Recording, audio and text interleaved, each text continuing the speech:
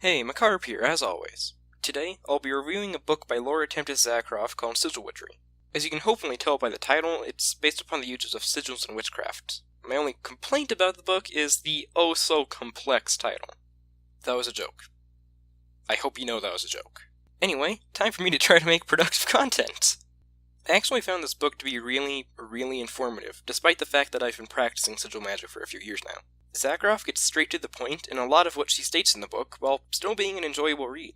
It's full of examples and offers a lot of content that both new practitioners and old practitioners can find useful and refreshing.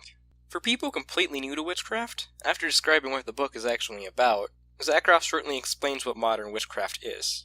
I found this to be a really good move. It's only about 2 pages, but gets the point across about what witchcraft is, while simultaneously allowing people who understand that already to glance over it.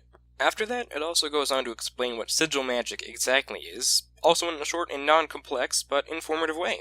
In my experience, that isn't something a lot of witchcraft authors do. So I have to compliment Zakroff on a job well done in that department. Throughout the next section of the book, Zakroff describes the history behind using sigils, symbols, and the like. This is quite interesting, not just from a magical perspective, but also from a historical one. Zakroff offers knowledge pertaining to the entire history of how humankind has created symbols as a way of expressing themselves from the earliest times of our sentience. Not to mention, she also throws in small bits of humor here and there to break up the amount of information she gives. It acts as a really great way to prevent an information overload and really lets Zakroff's personality shine through in her writing. Where they're useful, images are placed in as examples, and also act to break things up and make it easier to inhale all the information. A quite useful library of shapes, lines, and symbols are included by Zakroff as well, ranging from simple solid lines and swirls to more complex objects like keys and keyholes. She includes a lot of associations with them for building sigils. There's also a blank chart that includes a number of associations where you can fill in your own symbols and shapes to represent them. It makes the book a great starter text for people just getting into sigil magic. For those who are serious artists like Zakroff herself, there's also a section regarding tools artists use to create their art, and one she uses in her sigil art. She also includes numerous example sigils and pieces of her own artwork. Sigil Witchery does have a lot of positive aspects, but there's also a couple negative bits and pieces too. They mostly just relate to design, but they definitely don't outweigh the positives. The most notable annoyance of the book is that certain pages are seemingly just giant blocks of text. Zakroff's formatting is pretty admirable throughout most of the book. A lot of the bigger text blocks are really broken up, and there's almost always some kind of header for a new part, a list or example, image, and the like to keep the reader's eyes from straining. When she doesn't, though, the size the book is printed in makes larger blocks of text not so easy on the eyes. The book is pretty squarish, and the text is in a standard Times New Roman 12 font. Times is really professional, and it's actually my favorite font, but it's a little small. It might just be my own eyes because they're not the best, but I think a slightly larger font size would have made the book a little easier to read in those parts, or possibly changing the font to Arial, which is slightly larger than Times and easier to read.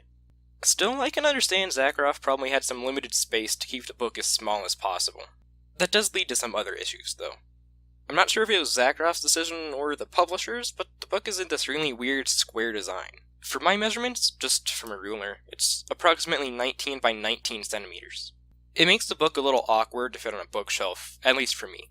I like everything to be organized, and this book can just look a little awkward, because, at least for my bookcase, it sticks over the edge a bit more than the other books.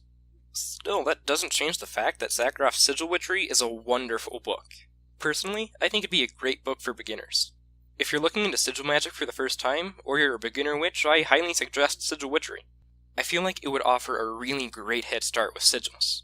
More experienced practitioners may find it less useful, depending on how much you know about sigil magic. However, even then, it offers many great perspectives, and has the capability of acting as a pretty useful reference. If you want to check out the book in more detail, check the description. I've included a link where you can see a synopsis and more details about the book there. Wishing you a beautiful morning, evening, and night wherever you are. This has been Macabre. Till next time! Hey, Macabre here. Thank you so much for watching. Before I go, I want to give credit where it's due. This video and my entire channel would not be possible without the help of my great friend, Oraa. She's an amazing artist and an amazing friend. Check out her Twitch below. Don't forget, hit that like and subscribe button if you enjoy my content. Until next time, this has been Macabre. Thanks for watching!